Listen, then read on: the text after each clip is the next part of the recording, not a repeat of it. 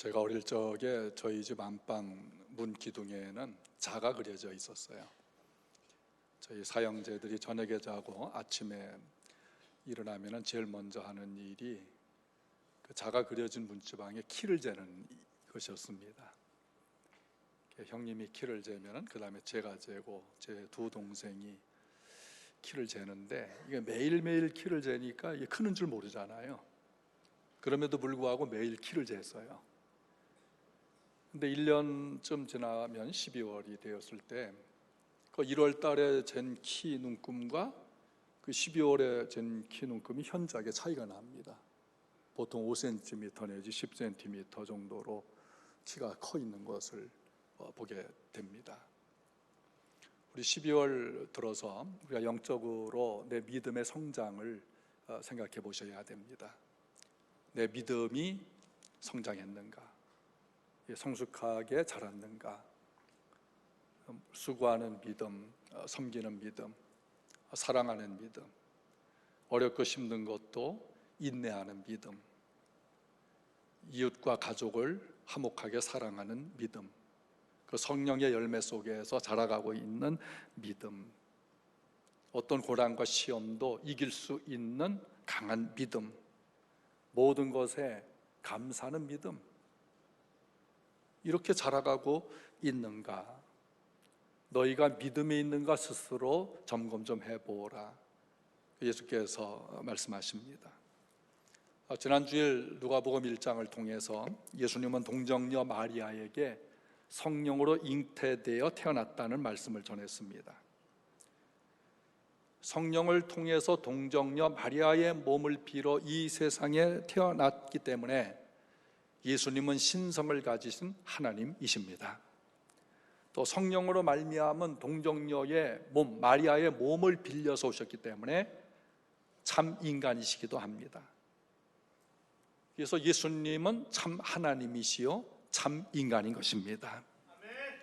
예수님께서 성령으로 잉태되어 나셨기에 인간의 죄의 저주를 싹 끊어버리고 죄인들을 구원해 주셨습니다. 예수님이 성령으로 잉태되었기 때문에 죄가 없으시고 완전한 의인으로서 성경의 예언대로 이루신 것입니다. 누가복음 1장 1절에 우리 중에 이루어진 사실에 대하여 처음부터 목격자와 말씀에 일꾼된 자들이 전하여 준 그대로 내력을 저술하려고 붓을 든 사람이 많은지라. 그 모든 일을 근원부터 자세히 미루어 살핀 나도 데오빌로 각하에게 써보내는 것이 좋은 줄 알았나니 이는 각하가 알고 있는 바를 더 확실하게 하려 함이니라. 이 누가복음을 쓴 누가는 의사입니다. 사도행전도 썼어요. 대단히 탁월한 관찰력, 통찰력, 논리력, 추리력, 또 지성력을 가지고 연구를 많이 해서 예수께서 하나님의 아들 되심, 성령으로 잉태하심, 참 하나님 참 인간 되심을 그대로 성령의 감동을 받아서 저술을 했어요. 예수님의 잉태서부터 탄생, 부활, 승천, 재림까지의 일을 자세하게 기록을 했습니다. 누가복음 2장은 예수님의 탄생을 역사적으로 증명하고 있습니다.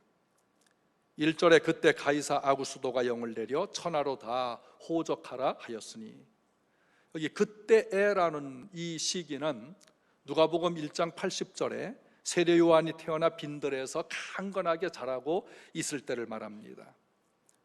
로마는 12명의 황제가 있었어요. 황제를 통칭해서 가이사 또는 가이사르라고 부릅니다. 성경의 출애굽기에 애굽의 왕들을 바로라고 불렀듯이 로마는 황제를 가이사라고 불렀어요. 그 가이사 황제 가운데 아구스도가 있습니다.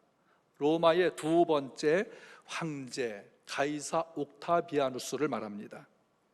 가이사 아구스도는 기원전 63년에 태어나서 기원전 27년에 로마 원로원의 추대를 받고 가이사 옥타비아누스라고 하는 이름으로 두 번째 황제에 등극을 합니다. 이 옥타비아누스라고 하는 이름의 뜻은 위대하고 숭배받는 자라고 하는 뜻이에요. 로마가 정복한 나라들이 굉장히 많았어요. 팍스 로마나 세계를 지배했던 로마가 아니겠습니까? 근데 아우구스투스가 황제가 된 이후 로마가 정복한 나라들을 보니까 굉장히 무질서했어요. 그들의 질서를 잡기 위하여 군대를 파송하고 그들에게 단건을 주기 위해서는 많은 재정이 필요했습니다. 그 재정 조달을 어떻게 할 것인가? 세금을 징수해야 되겠다. 그 목적으로 인구 조사 명령을 내립니다. 이때가 2절에 구레누가 수리아 총독되었을 때라고 말합니다. 그러니까 1절과 2절은 예수님 탄생의 역사적 배경을 설명하는데 거짓이 없는 사실임을 드러내고 있습니다. 가이사 아구스도가 모든 백성들은 고향에 가서 호적하라고 명령을 했을 때 요셉과 마리아도 고향으로 갔습니다. 4절 5절 요셉도 다윗의 집 족속이므로 갈릴리 나사렛 동네에서 유대를 향하여 베들레헴이라는 다윗의 동네로 그 약혼한 마리아와 함께 호적하러 올라가니 마리아가 이미 잉태하였더라. 가이사 아구스도는 자신도 모르는 사이에 구약 예언을 성취하는 도구로 쓰임받았어요. 구약의 선지자들은 메시아 구세주가 베들레헴에서 태어난다라고 예언을 했습니다. 미가복음 5장 2절 베들레헴 에브라다야 너는 유다 족속 중에 작을지라도 이스라엘을 다스릴 자가 내게로 나올 것이라. 그의 근본은 상고의 영원에 있느니라. 에브라다는 베들레헴의 다른 명칭이기도 합니다. 유다 지역 베들레헴 아주 작은 마을이지만 인류가 기다리는 메시아 구세주가 베들레헴에서 태어난다. 그는 영원하신 분이다 라고 예언하는 일을 가이사 아구스도는 호적하러 고향에 가서 호적을 명령하는 이 일을 통해서 자신도 모르게 선지자들의 명령을 성취하는 도구로 쓰임받고 있다는 것입니다. 1절의 요셉을 다윗의 집 족속이라고 하지요. 요셉은 다윗 왕의 후손입니다. 사무엘상 16장 1절에 베들레헴에 이사라고 하는 사람이 있어요. 이사는 다윗 왕의 아버지입니다. 그 다윗 왕의 아버지가 베들레헴에서 살았어요. 유대인들은 모든 호적을 고향에 가서 하는 제도를 따랐기 때문에 요셉과 마리아도 베들레헴으로 갑니다. 사무엘상 17장 15절 보면 다윗이 청소년기에 녹동이를 하면서 양을 치던 곳이 베들레헴이기도 합니다. 6절에 거기 있을 그때 해산할 날이 찼다고 하지요. 거기 있을 그때에는 요셉과 마리아가 베들레헴에 상당 기간 머물러 있었다는 것을 증언해 줍니다.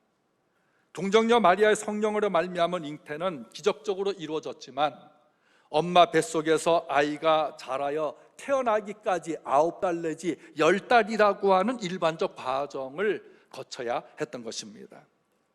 7절은 첫 아들을 낳아 강보로 싸서 구유에 누였으니 이는 여관에 있을 곳이 없음이로라. 이 첫 아들이라고 하는 표현을 강조하고 있어요.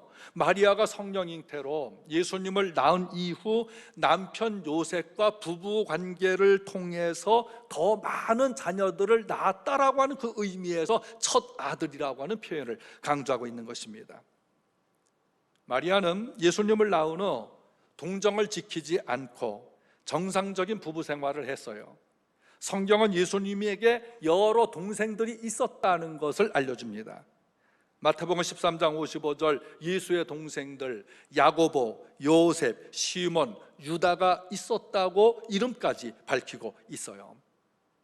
그러니까 예수님의 고향은 베들레헴이고 성장한 곳은 나사렛입니다. 우리도 태어난 고향이 있지요. 고향. 자, 허락할 테니까 이 시간 옆 사람에게 고향이 어디냐고 한번 물어보세요. 물어보세요. 자, 고향이 있고 성장한 곳이 있어요. 제가 태어난 고향은 강원도 삼척입니다. 유소년기를 원주에서 보냈어요. 물론 청소년기는 또 서울에서 공부하느라고 오랜 세월을 보내야 했습니다. 그리고 춘천에서 30년을 지냈으니까 춘천이 제2의 고향이라고 할 수가 있지요. 성도들도 태어난 곳이 있고 성장한 곳이 있지요. 오랫동안 살다 보니까 제2의 고향처럼 정든 곳도 있습니다. 근데 북한이 고향인 성도들, 북한 고향을 그리워하면서 통일될 날만을 학수고대하다가 내 생전에 갈 수가 있을까? 눈시울이 불 꺼질 날이 한두 번이 아닐 것입니다. 예수님의 고향 베들레헴이에요. 그리고 태어나실 때 있을 곳 여관을 구하지 못했어요. 수많은 사람들이 베들레헴에 고향인 사람들이 모여 호적하러 왔기 때문에 모든 호텔 여관마다 가득가득 사람들로 붐볐습니다. 물론 요셉과 마리아는 너무 가난해서 호텔 여관을 얻을 수 없었을지도 모릅니다. 예수님께서 마구간에서 태어나셨어요. 마구간에서 태어난 예수님. 성도들 중에 이보다 더 나쁜 환경에서 태어난 분이 계십니까? 만삭이 된 어느 여인이 있었습니다. 갑자기 진통이 오게 됐어요. 양수가 흘러요. 남편한테 어느 산부인과로 간다고 그리 빨리 오라고 연락을 하고 택시를 급히 불렀어요. 만삭이 된 이 여성이 택시를 타고서 가는 도중에 그만 아기집이 터져서 아기가 거기서 쑥 나오고 말았습니다. 그러니까 이 여인이 기가 막힌 거예요. 계속 울면서 나는 왜 이렇게 지지지도 복이 없지? 내 아기를 좀 따뜻한 침대에서 안락하게 놨으면 얼마나 좋을까? 나는 왜 이렇게 복도 없을까? 그랬더니 택시기사가 하는 말이 부인, 너무 그렇게 자기를 학대하지 마시고 복 없다 하지 마세요. 2년 전에 어떤 여인은 병원 엘리베이터 올라가다가 엘리베이터에서 났어요. 기사님, 그 여자가 바로 저예요.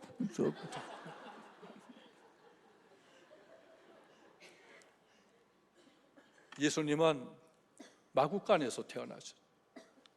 말구에 누우셨어요. 이보다 더 나쁜 환경에서 태어난 사람들은 없을 거예요. 마태복음 2장은 동방박사를 통해서 유대인의 왕이 태어났다는 말을 들은 헤로드 왕이 화가 났죠. 군대를 베들레헴에 파송을 해서 2살 이하의 아기들을 모두 죽여버립니다. 이 소식을 듣고 요셉과 마리아는 애굽으로 피난을 가요. 어린 아기 예수를 끌어안고 애굽에서 지나다가 헤로드 왕이 죽었다는 소식을 듣고 고향으로 오려고 했는데 마태복음 2장 22절에 그러나 아켈라오가 그의 아버지 헤롯을 이어 유대의 임금됨을 듣고 거기로 가기를 무서워하더니 꿈에 지시함을 받아 갈릴리 지방으로 떠나가 나사렛이란 동네에 가서 사니 이는 선자로 하신 말씀에 나사렛 사람이라 칭하리라 하심을 이루려 하심이리로라. 그러니까 왜 예수님께서 나사렛 예수라고 하는 칭호를 받는지 이제 아시겠지요. 헤롯 왕의 뒤를 이어 아켈라오, 아주 악한 사람이 임금이 됐어요. 고향에 가면 죽을 것 같아요. 갈릴리 나사렛 아주 좋은 동네, 나사렛에서 무슨 선한 것이 나올 수 있겠느냐. 거들떠 보지 않은 이 마을에서 요셉과 마리아는 숨어 지내듯 예수님과 함께 지냈던 것입니다. 누가복음 2장 51절은 예수께서 함께 내려가서 나사렛에 이르러 순종하여 부모님을 잘 받들어 섬기시더라. 예수님은 이 세상에 고향이 있어요. 성장한 곳이 있었다는 것은 우리와 같은 육신을 입은 인간이시라고 하는 것을 증명하고 있습니다. 그럼에도 예수님은 생명의 떡이시며 영생을 주시는 분이십니다. 베들레헴의 뜻은 떡집입니다. 예수께서 떡집이라는 뜻을 가진 베들레헴에서 탄생한 것은 놀라운 의미가 있는 것입니다. 예수님 자신이 생명의 떡입니다. 예수는 생명의 떡입니다. 요한복음 6장 35절 예수께서 이르시되 나는 생명의 떡이니 내게 오는 자는 결코 줄이지 아니할 터이요 나를 믿는 자는 영원히 목마르지 아니하리라. 내가 곧 생명의 떡이니라. 나는 하늘에서 내려온 살아있는 떡이니 사람이 이 떡을 먹으면 영생하리라. 내가 줄 떡은 세상의 생명을 위한 내 살이니라 하시니라. 아멘. 예수님이 요셉의 아들이라면 도저히 하늘에서 내려온 자가 될 수가 없습니다. 예수님은 요셉의 아들이 아니라 성령으로 잉태되어 인간의 육신을 입고 오신 하나님의 아들이십니다. 하나님의 아들이 왜 세상에 오셨을까요? 요한복음 6장 47절 진실로 진실로 내게 이르노니 믿는 자는 영생을 가졌나니. 아멘입니까? 믿는 자는 영생을 가졌나니. 예수님은 믿는 자들에게 영생을 주시러 오셨습니다. 육신이 살려면 양식을 먹어야 돼요. 음식 먹어야 육신 삽니다. 그래도 150살 이전에 모두 죽습니다. 이스라엘은 출애굽 당시 광야에서 하늘에서 내려온 만나를 먹었어요. 죽었습니다. 만나는 영원한 양식이 아니었어요. 사람들은 장수하고 건강하기 위해서 좋은 음식을 찾아 먹습니다. 좋은 환경을 선택합니다. 독소가 없는 것들을 찾아서 장수와 건강을 위하여 몸을 관리하고 먹습니다. 사람들이 아무리 몸에 좋은 음식을 먹어도 영생할 수 없습니다. 예수님만 생명의 떡입니다. 영생의 빵이요, 영생의 유일한 양식인 것입니다. 인간은 생물학적으로 육신은 죽습니다. 믿음의 조상 아브라함도 죽었어요. 예수님 12제자 중 수제자라고 일컫는 베드로도 죽었어요. 모든 인간은 출생으로 시작해서 죽음으로 육신의 삶을 마감합니다. 예수님께서도 인간의 몸으로 오셨기 때문에 십자가에서 인간의 죄를 대신해서 죽으셨습니다. 예수님은 태어나실 때 성령의 인도가 있었고 죽으실 때 하나님의 뜻대로 십자가에 죽으셨습니다. 예수께서 죽으시고 인간에게 영원한 생명을 주셨던 것입니다.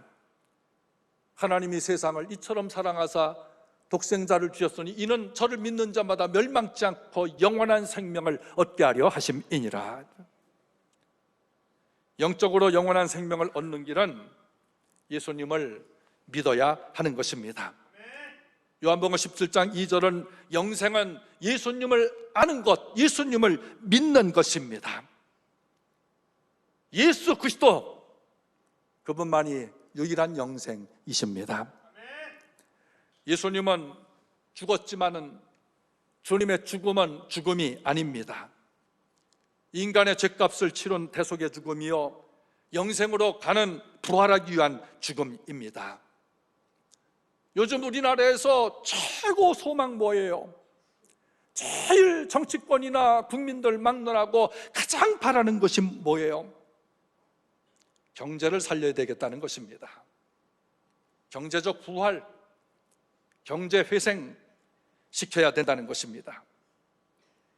경제가 죽었으니 경제를 부활시켜야 돼. 경제가 주저앉았으니 경제를 올려야 되겠다. 그래서 누가 총리가 되느냐, 누가 경제장관을 되느냐, 어떻게 하느냐. 물론 사람도 중요하지만 온통 정치권이 여기에 매달려 있는 것을 봅니다. 근데 욥기 37장, 38장, 39장에서 하나님이 욥에게 이런 질문을 해요. 욥 어떤 사람입니까? 아시아권에서 가장 재벌이었던 사람입니다.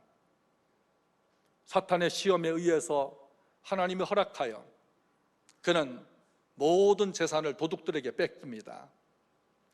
자녀가 모두 죽습니다. 몸에는 지독한 병이 걸려서 분초가 고통스러운 통증의 가려움에 참을 수 없는 고난을 겪고 있습니다. 친구들이 찾아와서 너의 죄값으로 그렇게 됐다고 불평하고 비판을 합니다. 욥도 불평을 합니다. 처음에는 주신 분도 하나님, 가져가신 분도 하나님, 저는 하나님을 믿습니다. 하나님 감사합니다. 원망하지 않고 믿음을 지킬 수 있었지만 이 고통이 길므로 인해서 하나님, 왜 나를 세상에 태어나게 했습니까? 어머니가 나를 세상에 낳을 때 죽어서 나왔으면 더 좋았을 것을 나한테 왜 이러십니까? 하나님이 계시긴 한 겁니까? 새 친구와 토론하면서 하나님의 섭리를 도무지 이해할 수 없는 중에도 가끔 내가 죽으면 부활하지 하면 신앙을 뜨문뜨문 표현하기도 했습니다. 이런 욥에게 하나님께서 질문을 합니다. 욥아, 누가 땅을 만들었느냐? 누가 비를 주고 햇빛을 주고 수증기를 만들고 안개와 지화장과 눈과 구름과 번개와 천둥과 바다와 강을 내었느냐? 누가 새들에게 먹이를 주고 누가 양식을 내느냐? 물으십니다.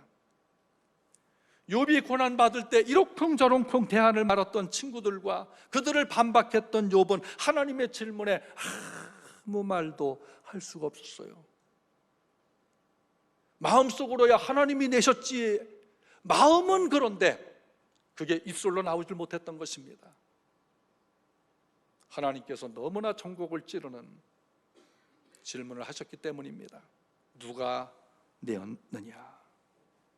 침묵하다가 욥기 42장 2절에 주께서는 못하실 일이 없사하며 무슨 계획이든지 못 이루실 것이 없는 줄 아오니 무지한 저희를 용서하여 주소서. 회개를 하니까 하나님께서 갑절의 축복을 주셨습니다. 하나님은 못하실 일이 없습니다. 무슨 계획이든지 못 이루실 것이 없습니다. 오직 인간이 할 것은 하나님을 대항할 것이 아니고 우리의 약한 지성과 영적인 안목을 가지고 위대하고 광대하신 하나님을 재단할 것이 아니라 하나님, 제가 무지했습니다. 하나님을 잘 몰랐으니 용서하소서. 겸손한 엎드림이 있어야 합니다. 이후에야 욥이 갑절의 축복을 받게 됩니다. 사무엘상 2장 7절에 하나님은 부하게도 하시고 가난하게도 하시고 높이기도 하시고 낮추기도 하시고 죽이기도 하시고 살리기도 하시느니라. 성도들이 사업을 시작할 때 목사님, 개업 감사 예배 좀 드려주세요. 많은 성도들이 사업을 시작하면서 감사 예배를 인도부터 가서 예배를 드렸습니다. 근데 사업이라고 하는 것은 잘 되어 흥황할 수도 있고 창대할 수도 있고, 안 돼서 주저앉아 버리고 그 사업 때문에 내가 경제적으로 완전히 쫄딱 망할 수도 있어요. 실패할 수도 있어요. 그게 사업 아니겠어요? 그렇게 잘 되기를 바라고 기도하고 노력했지만 안 될 수도 있고, 내가 노력한 것보다 더 많은 재와 가치를 얻을 수 있는 게 사업 아니겠어요? 어떤 분은 더 잘 되고 어떤 분은 폐업을 합니다. 그런데 제가 느끼는 것은 시작할 때 개업 감사 예배를 드리는 성도는 있어도 폐업할 때 폐업 감사 예배 드려달라고 하는 사람은 한 사람도 볼 수가 없었어요.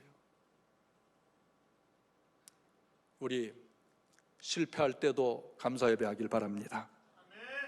내가 주저앉아 버릴 때도 하나님, 욥이 가져가신 자도 하나님, 주신 자도 하나님 하면서 천 믿음을 우리에게 간증하고 있지만 긴 고통 가운데 그도 믿음의 낙오된 말을 할 수밖에 없을 때가 있었어요.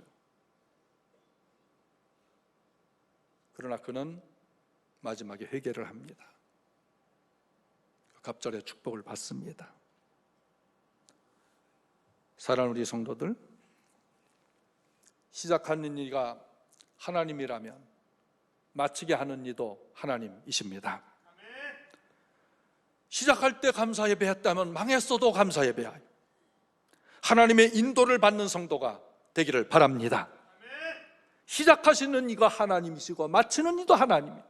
하나님은 시작과 끝이십니다. 우리 인생의 시작도 있고 끝이 있어요.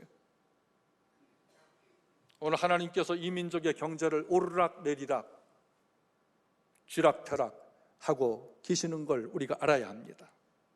분명히 우리 민족을 향하신 하나님의 뜻이 있어요. 그런 중에 우리가 찾아야 될 것, 예수만이 생명입니다. 생명이 생명을 살려요. 생명이 끊어지면 죽은 거예요.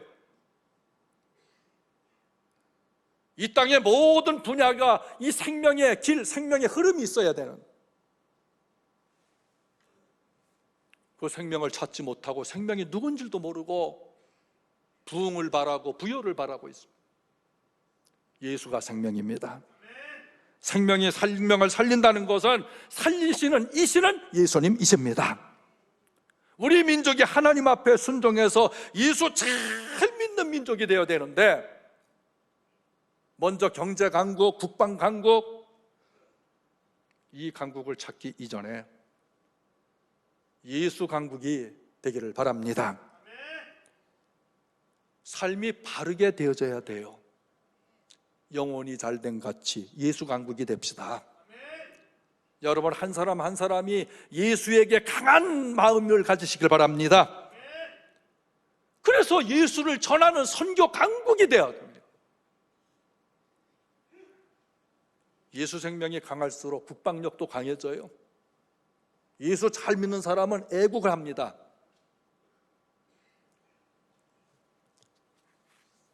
그리고 문화 강국이 될 수 있어요. 윤리적 강국이 돼요. 나눌 수 있는 구제 강국이 될 수가 있는 것입니다. 생명이신 예수님은 하늘나라로 인도하시는 주님이십니다. 3절 4절 모든 사람이 호적하러 고향을 찾았는데, 이 사람은 고향에 대한 향수가 있지 않습니까? 저는 고향 하면은 이 고향에 대한 향수, 이 삼척에서 태어나서 제가 한 6년 정도 자랐음에도 불구하고 별 기억이 없는데도 그곳은 항상 가고 싶어요. 향수가 있는 거예요. 그래서 떠오르는 노래가 있어요. 향수. 박인수, 이동원 님들이 부른 향수. 제가 이 노래를 참 좋아합니다. 그러면 목사님 한번 불러보세요. 그럴까봐 그냥 시적으로 읊기만 하겠습니다. 넓은 동쪽 끝으로 옛 이야기 지절대는 실개천이 휘돌아가고, 얼룩배기 황소가 해설피 금빛 게으른 울음을 우는 곳, 그곳이 차마 꿈엔들 이칠리야. 질하루에 재가 식어지면 빈밭의 밤바람 소리 말을 달리고, 엷은 졸음에 겨운 늙으신 아버지가 집벽에를 돌아 고이시는 곳, 그곳이 차마 꿈엔들 이칠리야. 흙에서 자란 내 마음 파란 하늘빛이 그리워, 함부로 쏜 화살을 찾으러 풀섭이슬에 함초름 휘적시는 곳, 그곳이 차마 꿈엔들 이칠리야. 전설바다에 춤추는 밤 물결 같은 검은 귀민머리 날리는 어린 누이와 아무렇지도 않고 예쁠 것도 없는 아내가 따가운 햇살을 등에 지고 이삭 줍던 곳, 그곳이 차마 꿈엔들 이칠리야. 꿈엔들, 꿈엔들, 꿈엔들 이칠리야. 저는 이 노래를 들을 적마다 아버지 생각이 나요. 저희 아버지에 대해서 그대로 표현하고 있는 그 노래 같아서 아버지 생각이 나며 눈시울이 뜨거워지기도 합니다. 아마 여러분도 동일한 마음을 갖고 있을 거예요. 고향을 그리워하는 것은 인간의 본능입니다. 동물도 귀소 본능이 있지요. 하물며 하나님 형상으로 지음받은 인간이 세상에서 살다가 죽음으로 끝난다? 짐승보다 못하고 허무한 인생 아니겠어요? 이스라엘은 출애굽 당시에 광야 40년 동안 텐트에서 살았어요. 장막이라고 하는 것은 텐트 치고 살았다는 것입니다. 가나안에 가서야 정착할 수 있는 벽돌집, 돌로 된 집, 백향목 기둥, 좋은 나무로 지은 집을 짓고 살았습니다. 우리는 여행 중에 호텔이 아무리 좋아도 집으로 돌아옵니다. 가야 할 본향이 있는 사람은 나그네로 같은 여행길에 결코 집착하지 않습니다. 예수님의 본향은 하늘나라입니다.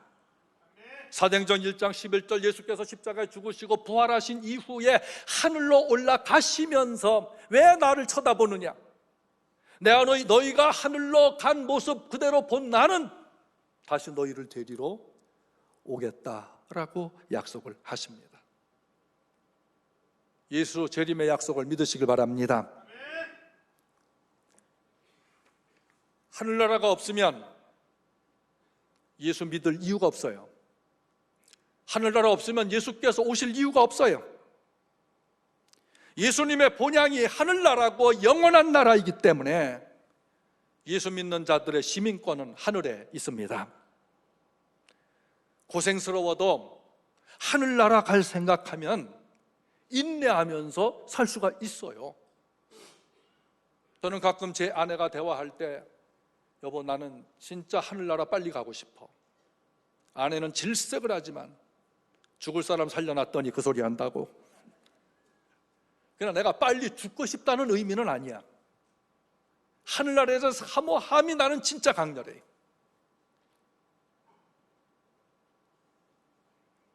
오늘 내릴지 30년, 40년, 50년 후일지 그날은 난 몰라요. 그러나 하늘에 대한 소망, 예수 생명을 가지고 하늘나라 시민권으로 살고 있는 그 소망은 나는 너무나 강렬하다.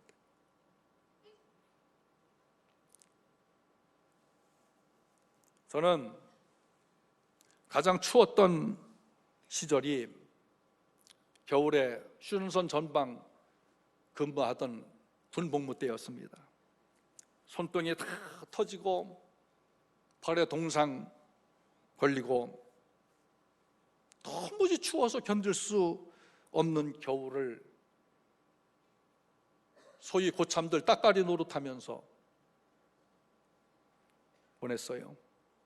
그런데 그때 참을 수 있었던 것은 이것도 제대하는 하나의 과정이다. 제대를 꿈꾸니까 이등병 때도 너무 기분이 좋은 거야. 2년 반이 남았는데도 기분이 좋은 거예요.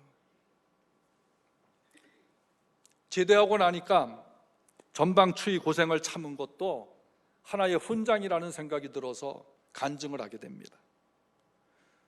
제대하고 바로 전도사 생활을 시작하는데 시골교회 겨울 새벽 4시 전까지 나무 난로를 피워놔야 돼요.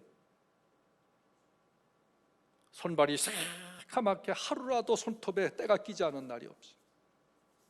손등이 터지면서 보기 흉하게 되었습니다. 그러나 그 손은 남을 따뜻하게 하는 손이었기에 자랑스러운 손이었어요. 오늘 우리의 가정생활, 사회생활, 직장생활, 모든 생활은 하나님 나라를 바라보는 인내의 과정이고 반드시 열매가 맺혀지게 되는 것입니다.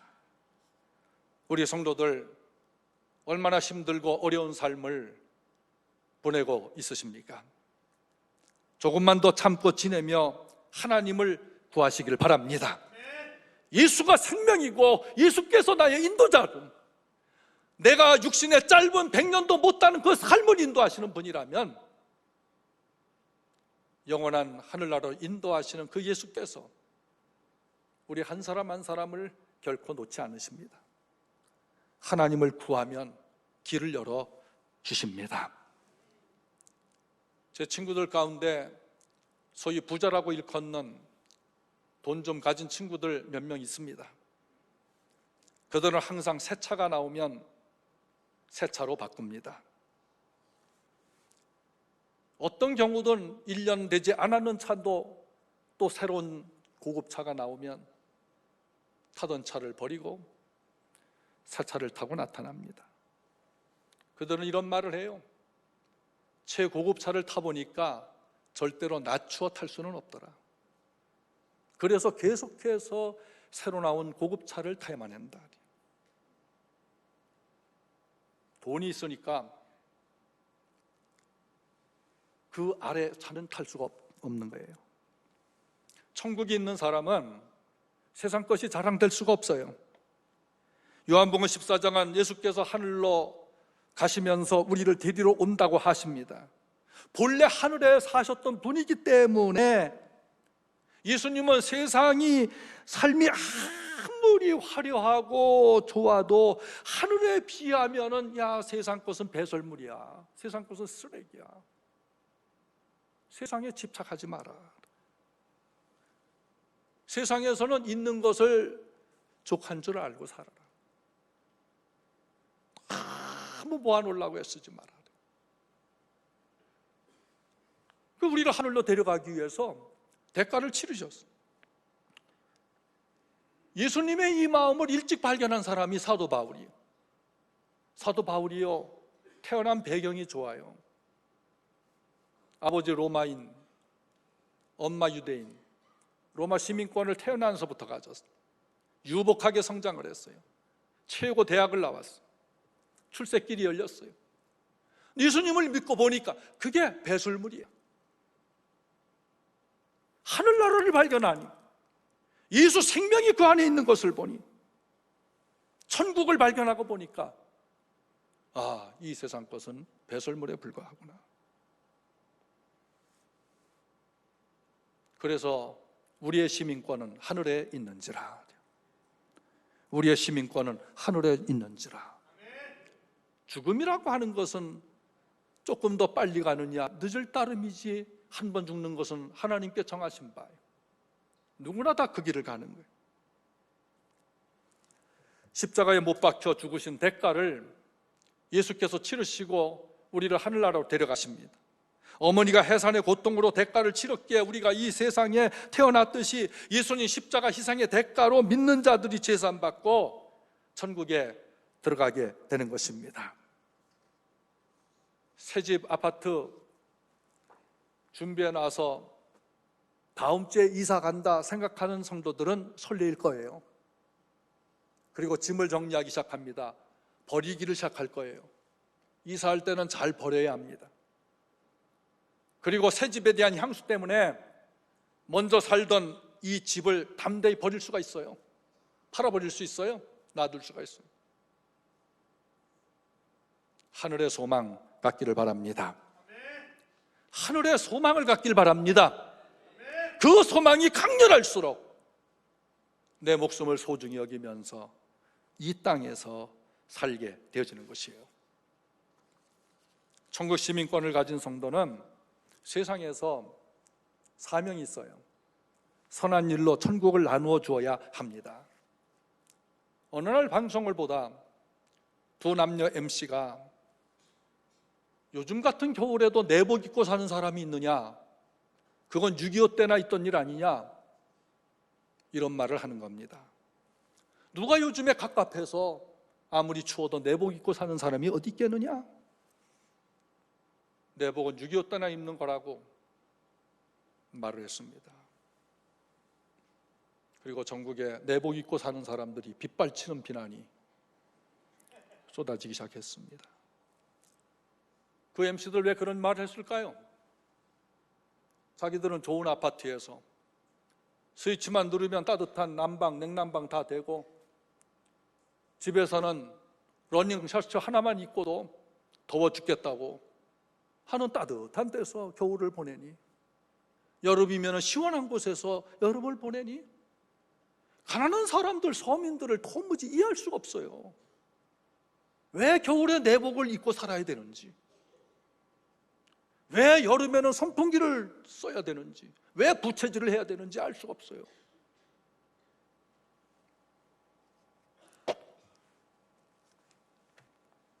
요즘도 컨테이너, 단칸방, 냉난방 안 되는 곳에서 내복을 입어도 추워서 두터운 점퍼를 몇 겹 껴입고 잠이 빨리 들어야 추위를 이길 수 있다고 애들을 토닥이며 사는 가난한 사람들 있는 겁니다. 난방비 아끼려고 온열기가 있어도 틀지 못한 채 전기세 아끼겠다고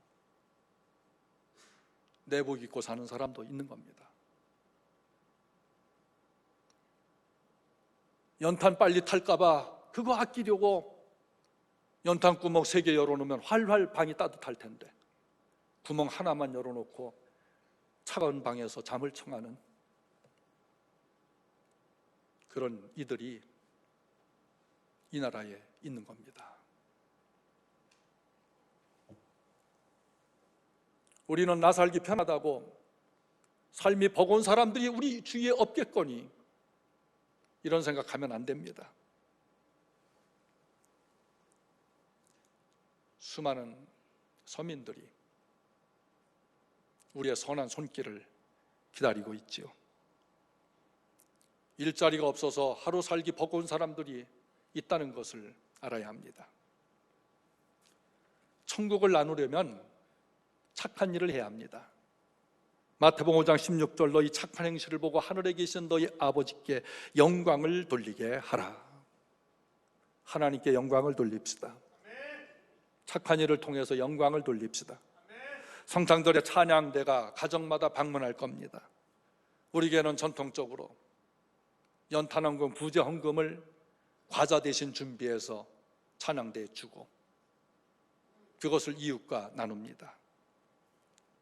저는 이 전통이 계속되기를 바랍니다. 성탄절 이브에 많이 나오셔서 이 착한 일에 참석을 하여 하늘에 계신 하나님께 영광 돌리시기를 축원합니다. 예수께서 기뻐하시는 일입니다. 본향이 천국인 사람은 예수님을 전해야 합니다. 예수님은 천국이십니다. 예수님은 하늘나라 본향 가는 유일한 길이요 문이요 생명의 티켓이에요. 주 예수를 믿으라 그리하면 너와 내 집이 구원을 받으리라 확신하시기를 바랍니다. 이 믿음 가지고 있는 우리가 예수님을 믿을 때 생명이 있고 예수 믿지 않으면 생명이 없어 살았으나 죽은 거예요. 하늘나라가 있기 때문에 순교도 하는 것이 아니겠어요? 하늘나라가 있으니까 더 가난한 나라 그 밑바닥에 살면서 우리 선교사님들이 교인들이 순교하는 거 아니겠어요? 하늘나라가 있으니까 교회가 구제 선교비에 그렇게 많이 투자하면서 여러분 땀 흘려 번 돈 보내는 거 아니겠어요?